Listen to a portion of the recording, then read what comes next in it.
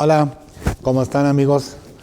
Una vez más, mil gracias por su atención, por seguirme, por estar conmigo en este seminario. ¿Cómo ven? ¿Cómo han visto los salarios? Divertidos, ¿no? De verdad, a mí me apasionan. De verdad, es una de las áreas del mundo del derecho que más me gusta. Y sobre todo, compaginar lo laboral con lo fiscal y la seguridad social, hacer un integral.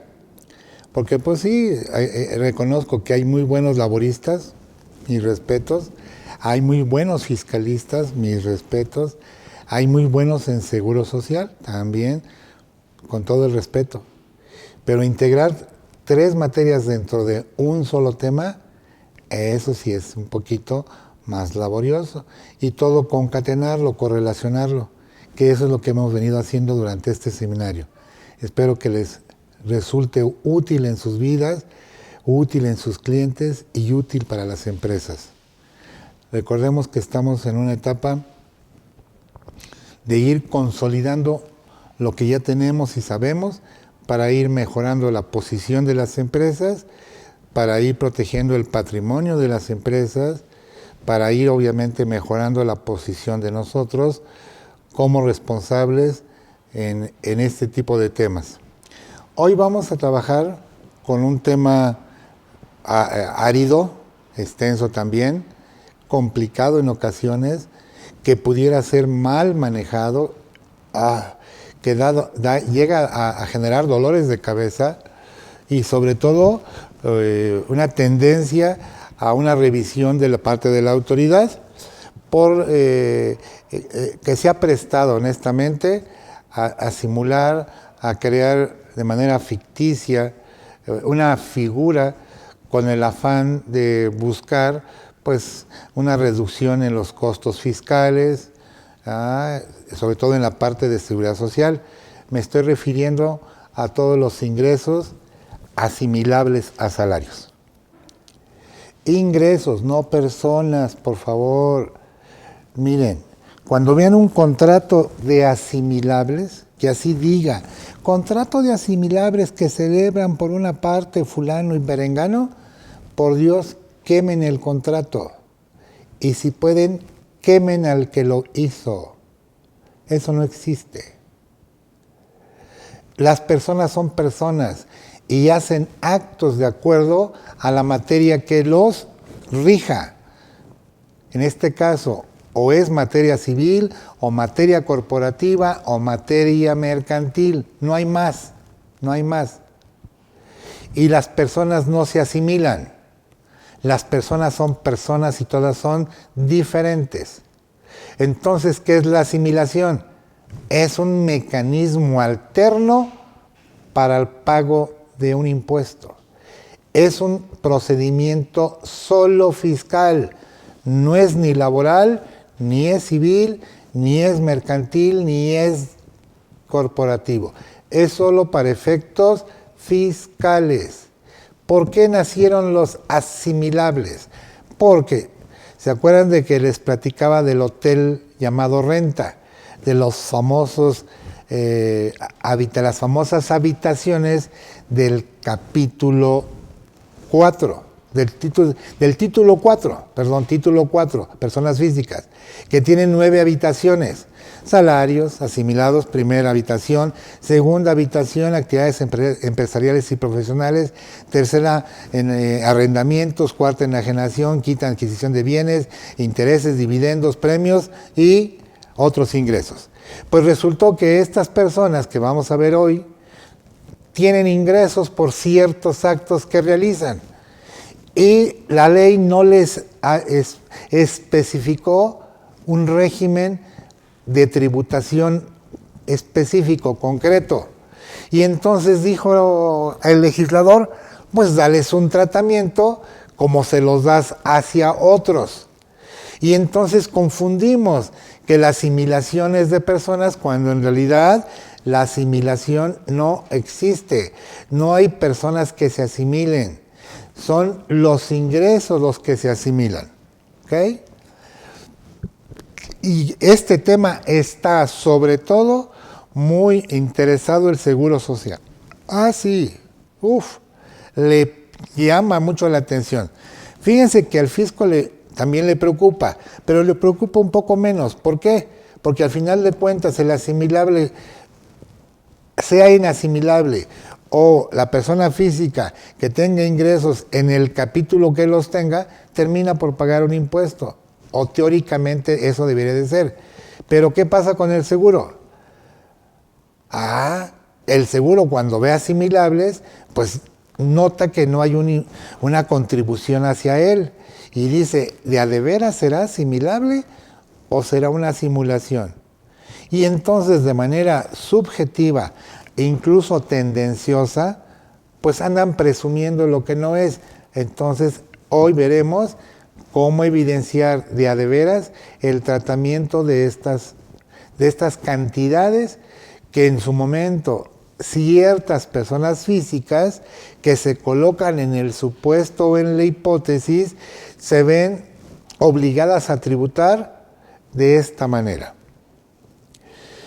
Es muy constante y cotidiano escuchar que tenemos o vamos a tener asimilables o asimilados. En ocasiones nos lo sugieren como una solución, estrategia o una incluso forma de planeación. Tema que sin una adecuada sustentación, sin los soportes o realidad, puede conducir a impactos económicos adversos y hasta la posible comisión de delitos. ¿Okay? Por lo tanto, nos debe de quedar perfectamente claro desde este momento que lo que se asimila es el ingreso, no la persona. ¿Okay? Las personas no se asimilan, se asimilan los ingresos que obtienen ciertas personas por los actos que ellas realizan. Es una figura tributaria exclusiva para pago del impuesto sobre la renta cuando se obtienen ingresos que no están catalogados en los demás capítulos. ¿Ok? O sea que para efectos jurídicos no hay asimilación, para efectos seguro social menos, y obviamente imposible para efectos laborales. Por favor. Por eso siempre recomiendo cuidado y especial atención a este tema. En este pequeño cuadro resumen, ahí están los orígenes de la remuneración, del ingreso, el artículo que lo sustenta, la norma que lo regula y en su caso el tipo de sujeto, persona física. Hasta 10 posibles casos se presentan. Empezando mal, trabajadores de gobierno. No sé por qué están como asimilados, si esos cuates son trabajadores. Esos, lo decía la vez pasada, tienen que estar en capítulo primero, primera oración del 94. Pero no, al fisco se le ocurrió y al legislador se le ocurrió ponerlos en la fracción primera. Y eso es lo que despierta luego la suspicacia. En la fracción segunda van a encontrar ustedes a socios de sociedades civiles, asociaciones civiles y cooperativas. Me queda claro que esos pues no son trabajadores, son socios. ¿Okay? Ya veremos el tratamiento para cada uno de ellos. Tenemos en la fracción tercera del artículo 94 a consejeros, administradores, directores, comisarios, gerentes, con tratamientos específicos. Después, donde puede haber el abuso, que son las personas físicas que prestan servicios personales independientes cuando hay preponderancia en sus ingresos, los comúnmente llamados por honorarios. Honorarios preponderantes, fracción cuarta del artículo 94. Y honorarios optativos en la fracción quinta del mismo 94. actividades empresariales en la fracción sexta, ya iremos analizando una por una. La idea es que tengan ustedes ahorita un marco de referencia. Personas trabajadoras que reciban acciones o títulos valor en la fracción séptima desde el año 2005, comisionistas mercantiles específicamente para ellos vía reglamento 164 del reglamento de renta, socios de las sociedades de solidaridad social, las triple S, artículo 162 del reglamento, y ciertos prestadores de servicios peculiares del artículo 185 del reglamento. Así que cuando a ustedes les pregunten, ¿qué onda con asimilados? Pues de inmediato su respuesta va a ser, ¿de qué me hablas? ¿De personas o de ingresos? No, de personas, no existen. Existen los ingresos. Ah, sí. Oye, ¿y en dónde los localizo? Ah, en reglamento y en ley. ¿Cuántos son en total? 10. 10. No pasan de 10 hasta ahorita. Ya veremos si aumenta con el tiempo. Había 11, ahorita ya quedan en 10. Será cuestión de los cambios legislativos o reglamentarios que así sucedan. La pregunta viene, ¿y quiénes son obligatorios y quiénes son voluntarios? Y para que tengan un cuadrito resumen, ahí está. 5 de esos 10 son obligatorios, 5 de esos 10 son voluntarios. ¿Ok? Necesitamos conocer los 10 casos. A eso vamos a acudir esta tarde o este día, a los 10 casos. Haciendo un análisis lo más profundo, lo más claro y concreto posible y sobre todo práctico de cada caso para ver si estamos haciendo bien las cosas. Sobre todo evitando alguna posible simulación. Y si hay un error fiscal, pues que nos sirva de referencia para corregir antes de una revisión. No sabemos si eso también no lo pueden revisar. Es un área para la autoridad muy llamativa. Tan es así que le puso un candado hace 2 años. Trabajadores de gobierno. Me queda claro que los trabajadores de gobierno pues son trabajadores, no tendrían por qué tener la figura de la asimilación en sus ingresos. Son salarios. Sin embargo, pues por alguna razón se les creó para ellos la fracción primera, las remuneraciones que obtengan servidores públicos. Nos vamos a ir a los verdaderos asimilables, verdaderos ingresos que se asimilan. Fracción segunda a la séptima de ley y después iremos a 3 artículos reglamentarios. Iremos viendo requisitos en cuanto al tratamiento del ingreso y luego veremos los efectos para la deducibilidad de los gastos por esos conceptos. Es decir, trabajaremos de manera dual en cada una de las correspondientes casos, donde nos ubiquemos en cada supuesto. Pepe y yo somos socios de una sociedad civil, una sociedad de personas. Recordemos que en el tema societario hay típicamente 3 modelos de sociedades. Sociedades de capitales puras, como la SA o la SADCB o la SDRL. Sociedades de personas, que son, por ejemplo, aportación no de dinero, sino aportación de trabajo, cooperativas, sociedades civiles, asociaciones civiles, ¿ok? Y las mixtas, las que tienen socios industriales y socios capitalistas, ¿ok? Un ejemplo, las sociedades en nombre colectivo, que regula la Ley General de Sociedades Mercantiles. Bueno, en este caso es una sociedad de personas. Pepe y yo Aportamos trabajo personal. ¿Qué recibimos mientras hacemos la aportación? Bueno, mientras hacemos la aportación, recibimos anticipos o recibimos rendimientos producto de esa aportación, de ese trabajo. ¿Y eso cómo paga impuestos? Pues cuando tengamos ese tipo de anticipos o rendimientos como socios de una sociedad civil, de una cooperativa o de una asociación civil, me dice el fisco, te veo en el capítulo primero, ahí te veo, ahí te busco, porque ahí te voy a encontrar, ahí me vas a pagar el impuesto. Ah, muy bien. ¿Bajo qué figura?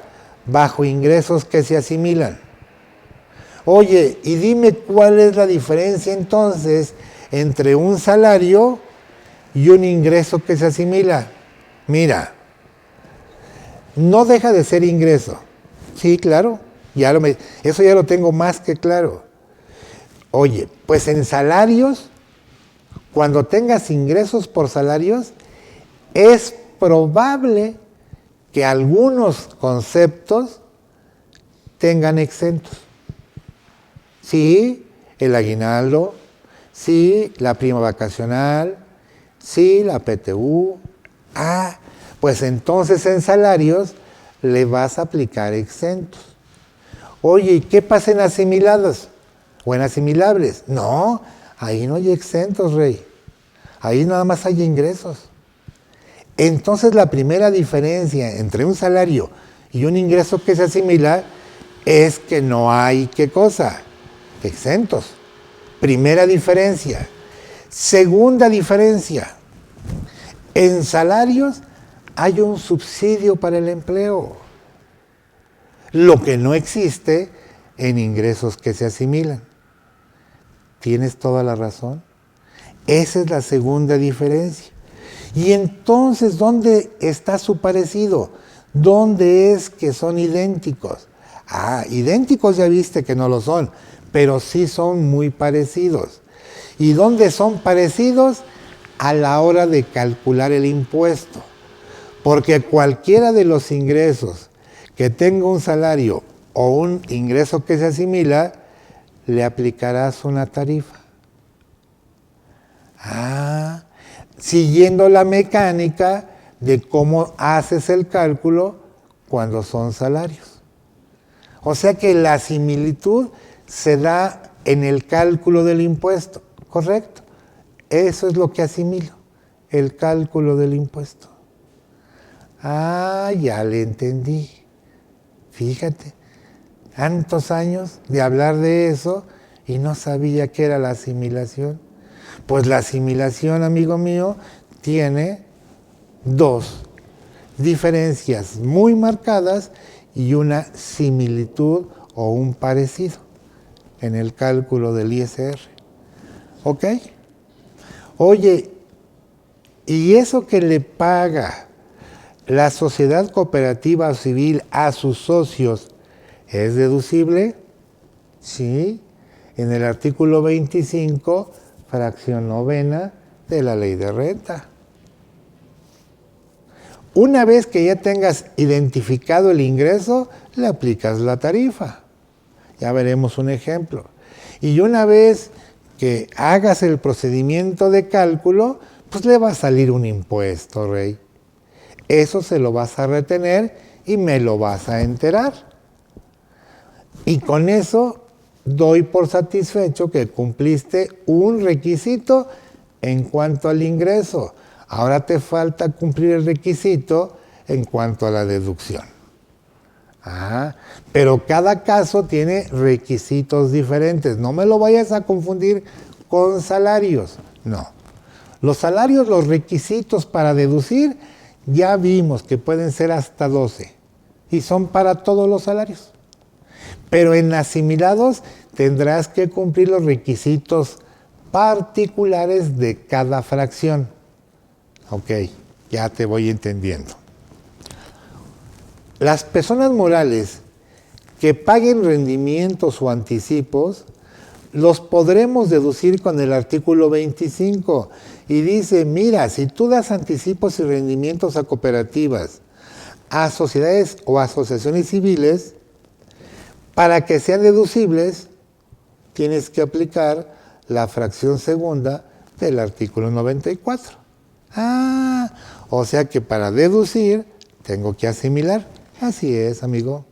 Así es. Y tengo que enterar el impuesto. Así es.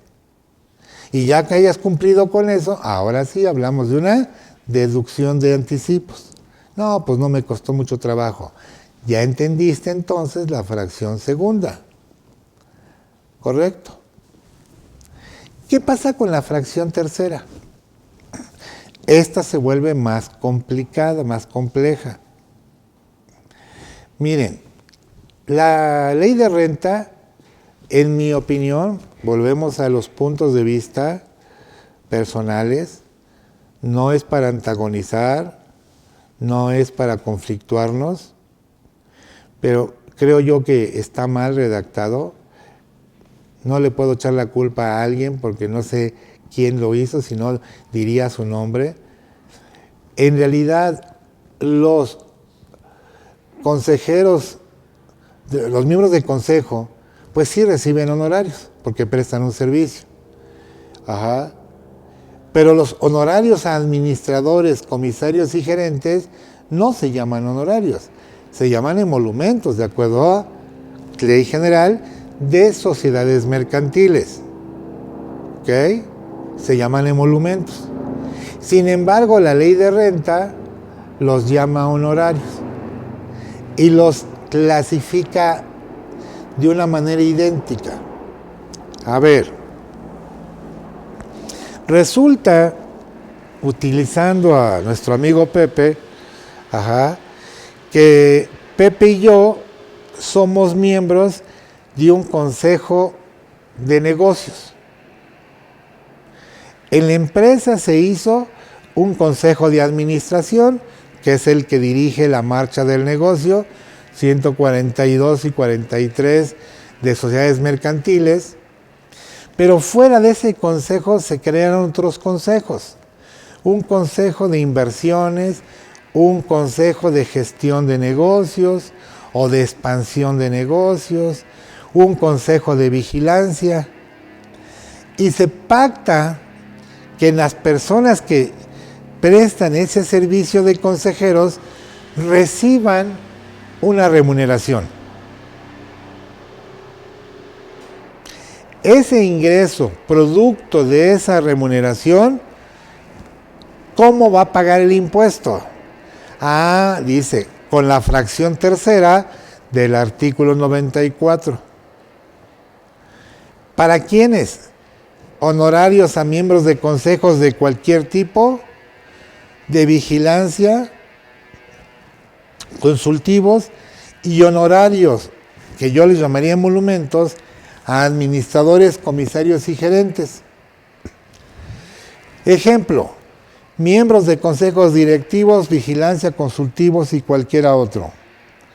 Ejemplo, tenemos por ejemplo los comités ejecutivos estatales o de carácter nacional de los partidos políticos, el Consejo Técnico del IMSS, la Junta de Gobierno de la CONSAR, el Consejo Superior del Cooperativismo, consejos de vigilancia como el de Infonavit, el del IMSS, el de cualquier sociedad de responsabilidad limitada, artículo 84 de sociedades mercantiles, el Consejo de Incautación de la Ley de Concursos Mercantiles, el Consejo Libre creado por la voluntad de los accionistas a través de asambleas. Vamos, pueden crear cuantos consejos ustedes consideren viables.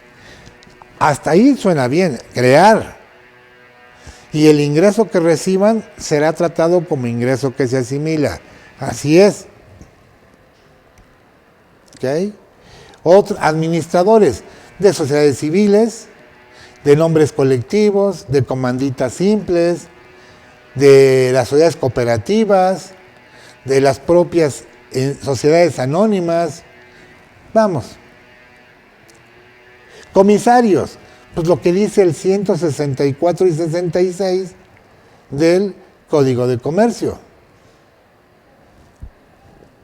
Y el 181, vean qué dice. Su fracción tercera. Determíname en asamblea los emolumentos a los administradores y comisarios cuando no estén fijados en estatutos. ¿Ok? Luego entonces, para empezar a analizar esto,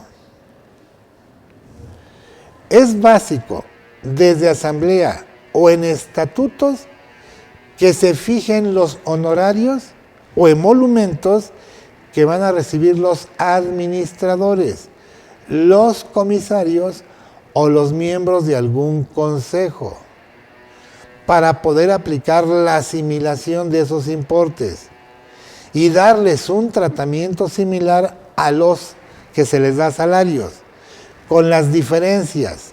Primero, en asimilables no hay exentos, ya lo mencioné, y en segundo, en asimilables no hay subsidio para el empleo, pues no son ingresos que surgen de la relación laboral.